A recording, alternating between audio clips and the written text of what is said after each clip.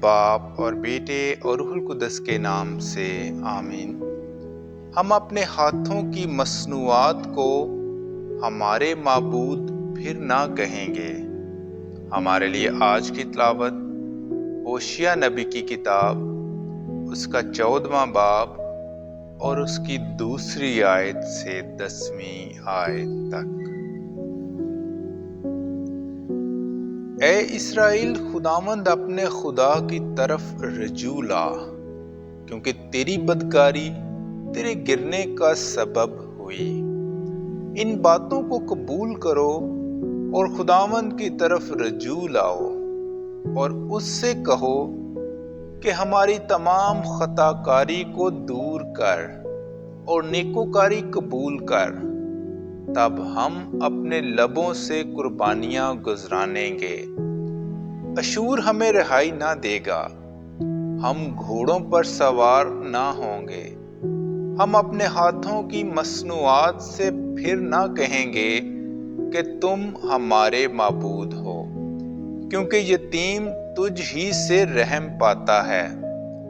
میں ان کی برگشتگی کا علاج کروں گا، میں کشادہ دلی سے انہیں پیار کروں گا، کیونکہ میرا غصہ ان پر سے ٹل گیا ہے، اور میں اسرائیل کے لیے اوس کی مانند ہوں گا۔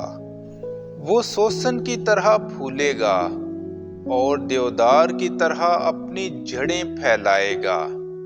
اس کی کونپلیں پھوٹیں گی، اس میں زیتون کے درخت کی سی خوبصورتی اور لبنان کی سی خوشبو ہوگی۔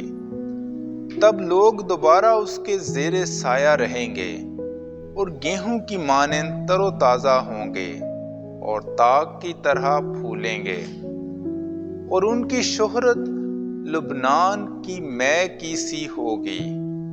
افرائیم کو بتوں سے کیا کام ہوگا؟ میں اس کی سنوں گا اور اس پر نگاہ کروں گا۔ میں اس کے لیے سرسبز سرو کی مانند ہوں گا، تو وہ مجھ سے برومند ہوگا۔ جو دانش مند ہے وہ ان باتوں کو سمجھ لے، صاحب فہم انہیں جان لے، یعنی یہ کہ خداوند کی راہیں راست ہیں، راست باز ان میں چلیں گے، پر خطا کار ان میں گر پڑیں گے۔ پاک کلام کے پڑھے اور سنے جانے پر خدا کی برکت ہو۔